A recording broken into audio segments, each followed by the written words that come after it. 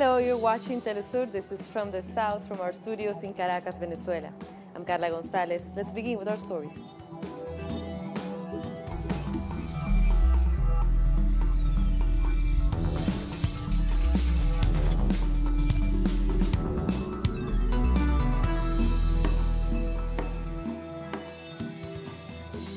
A group of about 800 migrants has set out from Mexicali towards Tijuana to join the caravan already at the border. While many in Mexicali were able to find room inside shelters, others were not so lucky. They are reportedly going to Tijuana in hopes of finding shelter while waiting on their asylum requests. Get to Tijuana, even if we can get rides or at least get on the back of trucks, or maybe catch a bus and go bit by bit and see how we can help anyone who couldn't make it. The truth is that there is no room for us here in Mexicali. The idea of the caravan was for all of us to stay together, since the day we set out. They say that the meeting point will be Tijuana, not Mexicali. We are here because the shelters over in Tijuana are full. And Tijuana's mayor, Juan Manuel Gastelum, has asked the Mexican government for resources to accommodate the various migrant caravans. In a radio interview, the mayor said that Tijuana needs police reinforcements plus 100 million pesos in funding to provide aid to migrants.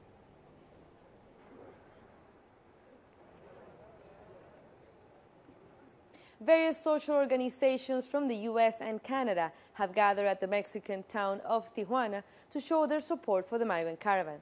This comes just a day after an anti-immigrant protest broke out in the same town. Our correspondent Pablo Perez brings us more. Well, we are now in downtown Tijuana, this multicultural and diverse border town between Mexico and the United States. And, well, we have seen so many different things happening in these last few days. And, well, contrasting with the violence that was visually present yesterday by a small group of radical extremists that express themselves with racism and xenophobic slurs directed towards the migrant community. Well, today there was a meeting of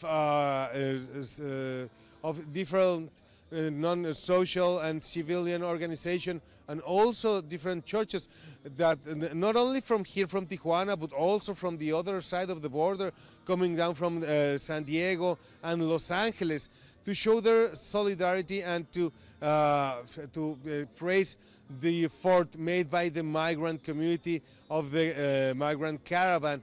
So we have the two different point of views in the same city, in the same area, and it seems that the people that want to respect the human rights of the Central American migrants is more present today than it was yesterday, and they are calling all the citizenship to action to show them that the people in Tijuana is not against migrants, and this is something very coherent with the nature of this city, where it's calculated that over 60% of the population comes from another state in Mexico or another country. And after being temporarily closed down overnight, the border crossing of San Isidro has been reopened. Authorities say the crossing was closed to beef up security, with around 100 soldiers installing barbed wire along the crossing.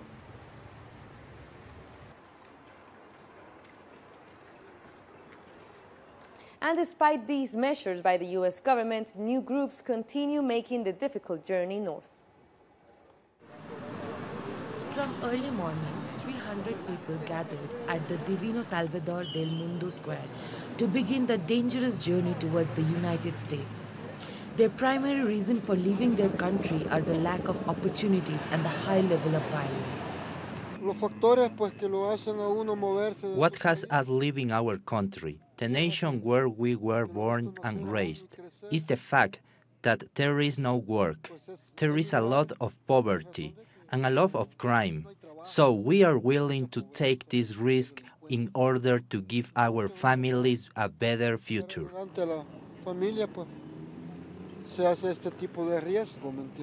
Marina Garay travels with two of her children. Her husband disappeared 2 months ago, and she has looked for him at hospitals, jails, and funeral homes. She says that her family has been threatened, and therefore she has decided to migrate. She wants to send a message to the US President Donald Trump. Since my family was threatened, we left our house and we have been staying with our neighbors. While we wait to begin our journey, I want to tell US President Donald Trump to have mercy on Salvadorian families who are suffering.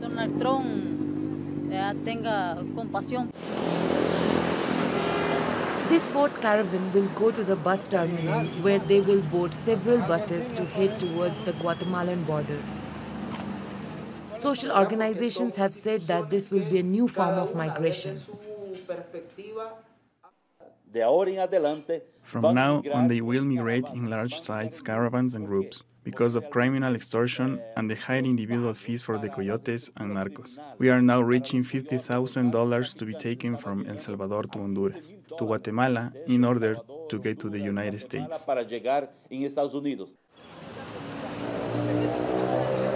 According to this group of migrants, traveling in a caravan may prevent criminal organizations from making money by exploiting people. They say they feel more secure as part of a large group. This, despite the various government institutions which are trying to convince them to abandon their difficult journey. We'll continue updating you on the migrant caravans. Now to Ecuador. Thousands of students have rallied in Ecuador to protest against massive budget cuts to public universities in the 2019 budget proposed by the government. The austerity measures come in a series of moves by the government of Lenin Moreno that has cut nearly $150 million from public education.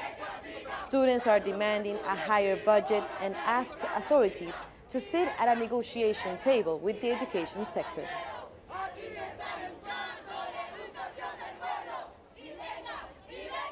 Now let's hear from our correspondent, Denise Herrera, who has more from the student demonstration taking place in Quito. Hello, good afternoon. Students from Ecuadorian public and private university were marching today in Quito against huge education cuts presented in the state general budget presented by the Ministry of Economy, Richard Martinez, who confirmed and announced that there is a cutback on the budget, in the state budget. Approximately 145 million are contemplated for higher education. Students are demanding today that it represents a setback on education policy, and also they are calling to the authorities, they are calling to President Lenin Moreno to meet them, and they can be part of the discussion about this general budget. They try to talk with President Lenin Moreno, but the police stopped them. So it's all for now. Back to you at the studio. That was Denise Herrera from Quito. Coming up, we have more stories, but you can follow us. We're on Twitter at Telesur English and my account at Carla G Telesur. So give us a follow and some retweets.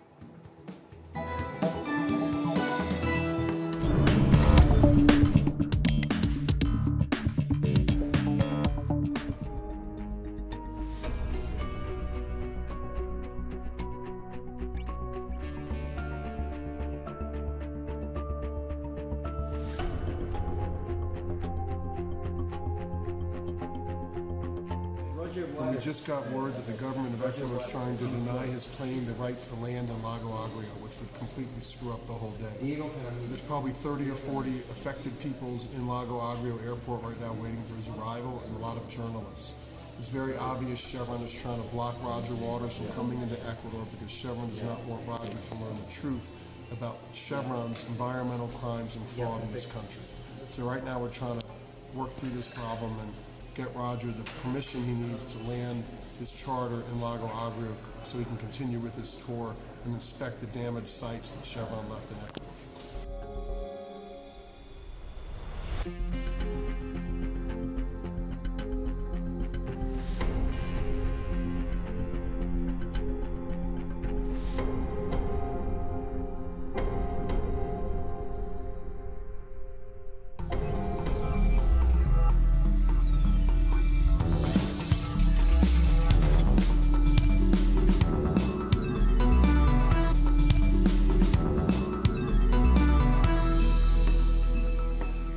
Welcome back.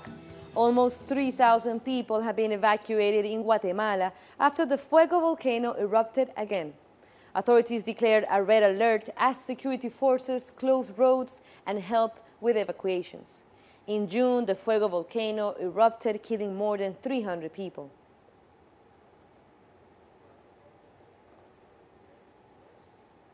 Our correspondent in Guatemala, Santiago Botón, brings us more. A red alert has been issued in the municipality of Escuintla for a new eruption of the Fuego volcano. Several rescue operation teams are working together to evacuate many families living near the volcano, which killed many people in June 2018. Rescue teams announced that 500 people have been evacuated already and say they are working on moving 2,000 people to Escuintla's stadium. Last night, local authorities of the Zacatepec and Escuintla departments held a meeting to coordinate evacuation procedures along with community authorities. That was a report from Santiago Botón in Guatemala. Now to Haiti. Opposition sectors have made a call for a general strike to demand transparency in the management of national resources. This call comes after the protests that took place on Sunday that left at least 6 people dead, according to official sources. At least another 20 protesters were injured. Meanwhile, President Jovenel Moïse has called for unity in order to end instability and misery in the Caribbean country, according to him. Costa Rica has entered its 11th week of general strike against the tax reform promoted by the government. It has been almost 3 months since workers are protesting the reform, as they say it punishes citizens. This is the country's longest strike in history. The National Assembly approved the government's measures, while the judiciary has questioned if it could hurt Costa Rica's financing. A week ahead of the G20 meeting in Argentina, former Latin American leaders are leading the first worldwide forum on critical thinking. Former presidents of Argentina, Cristina Fernández de Kirchner, and from Brazil, Dilma Rousseff, spoke on the first day. From Uruguay, José Mujica, and Bolivia's Vice President Álvaro García Linera will also be part of the event. The theme of this event is fighting for equality, social justice, and democracy. World leaders, intellectuals, and activists have gathered for the 4-day meeting to discuss social issues affecting the region. Rousseff addressed concerns about Lula da Silva's imprisonment and the policies of the president-elect Jair Bolsonaro. So-called anti-terrorist law, which will criminalize the social movements, and if you express solidarity with them, you will be criminalized as well. These legal measures is a process of radicalizing what was already happening, and this will attack the most important social movements, political and the progressive political parties, left political parties, or even anybody who diverges, dissents. Because I think we're taking a pace beyond the previous stage. That's why we need a popular and democratic front. That's why we have to bring together all those who want to fight authoritarianism. And Argentina's Fernández de Kirchner spoke on the devastating effects of neoliberal policies in her country. This is the result of the return of neoliberalism. We could talk about the situation of pensioners, about the situation of unemployment. When we finished our government in 2015, it was 5.9%, and now it's certainly in 2 figures, and it's growing. After the elimination of thousands and thousands of jobs, what we all know. In his speech at this World Forum of Critical Thinking, the Nobel Peace Prize winner Adolfo Pérez Esquivel denounced the cases of lawfare in several Latin American countries. I believe in justice, but I do not believe in the judiciary. A judiciary subject to political power, a judiciary that corrupts more than builds. A democracy means right and equality for all and not just for some. The other thing I want to say is that peace is not the absence of conflict. Peace is dynamic in the relationship between people and diverse communities. Now let's go to Chile. After the murder of the Mapuche activist Camilo Catrillanca by the police, more voices are calling for the resignation of the Interior Minister Andrés Chadwick. Let's find out more in this report. Protesters arrived to La Moneda Palace to urge the government political responsibility on the Interior Minister Andrés Chadwick, but what they found was more repression.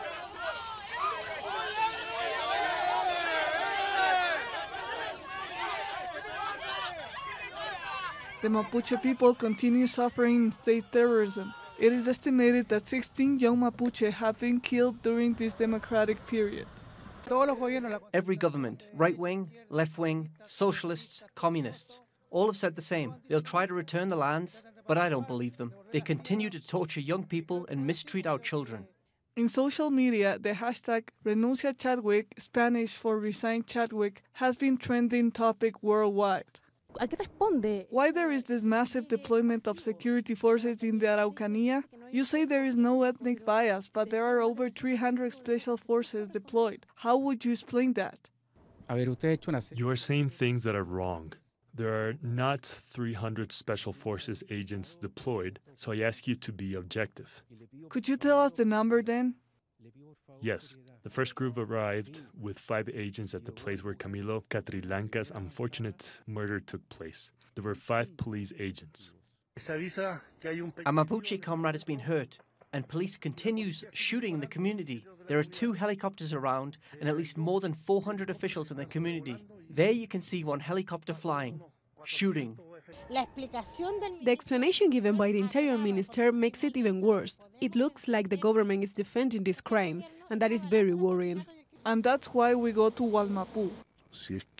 If you could travel as the Telesur team, we would be really thankful, so you are able to cover and spread the truth of how things happened in Chantilly. It is a matter to get to know the truth on a case that has put Chile under the eye of the world.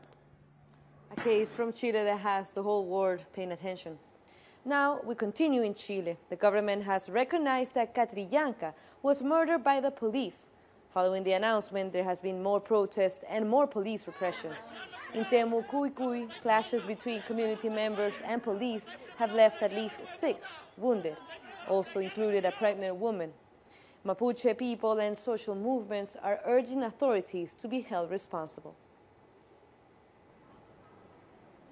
And there's widespread criticism against the Chilean government after the murder of the Mapuche leader Catrillanca.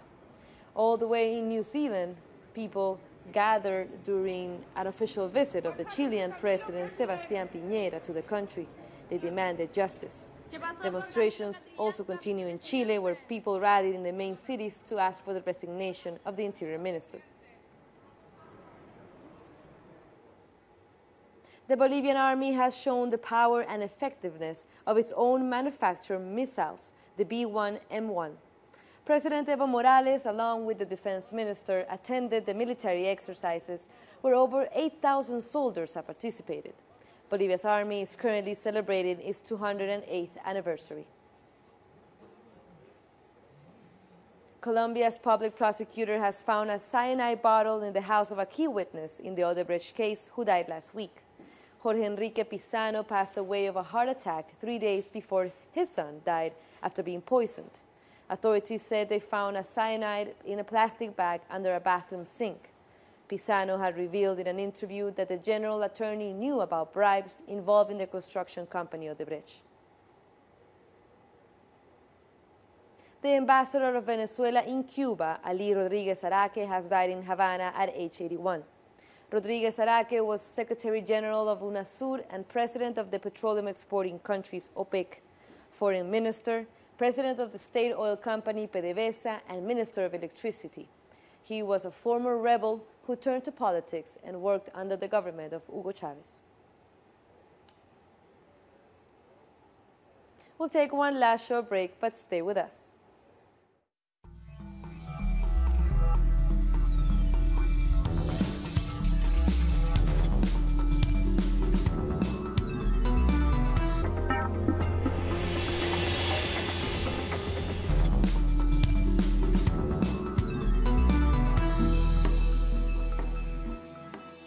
we're back.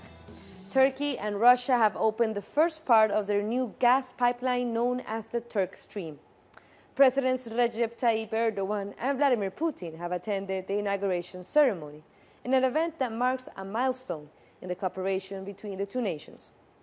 The 930-kilometer-long underwater section of the pipeline crosses the Black Sea to supply gas to the Turkish market and as a way to transport it to Europe. Putin and Erdogan have also held a meeting to discuss other bilateral issues. Such projects are purely constructive in nature. Its objective is to develop relations between states, to create stable conditions for the development of the economy, and to improve the well-being of our citizens. The Turkish Stream, together with our Russian friends, is a project that invested a lot of effort. From the point of view of relation between our countries, and also from a geopolitical point of view among the countries of the region, this is a project that has a historical importance. In Spain, the electoral campaign for the regional elections in Andalusia has kicked off. The leaders of the main four political parties have attended the first televised political debate. According to different surveys, a potential right-wing coalition among the Popular Party and Ciudadanos would not reach the majority to win the government over the ruling Socialist Party. These elections will be held on December the 2nd. Romania's Minister of Defense, Mihail Fifor, has resigned in order to prepare for the 2020 parliamentary elections. Fifor previously discussed his decision with Prime Minister Viorica Dancial and the leader of the Social Democratic Party. He has been Minister of Defense for a year. Before that, he was also a Minister of Economy. United Nations Secretary General Antonio Guterres has said violence against women is a human rights issue that has huge consequences for society. Speaking at an event to address violence against women, Guterres said this issue was a manifestation of the failure by men to recognize the inherent equality and the dignity of all women.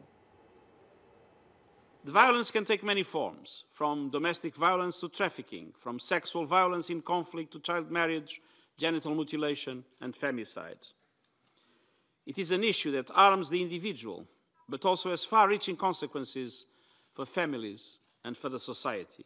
The United Nations General Assembly Third Committee has voted to adopt resolutions for the recognition of the rights of campesinos. 119 countries voted in favor on the resolution that campesino organizations have been campaigning for. Only 7 voted against. The Third Committee is tasked to deliberate on issues relating to social, humanitarian affairs, and human rights. And with that, we come to the end of this news brief, but this and other stories, you can read them on our website at telesurenglish.net.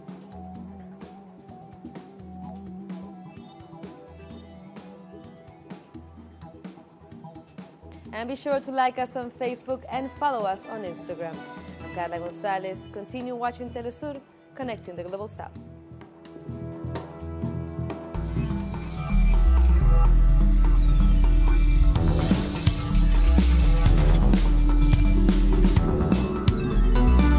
We are always there tracking the news.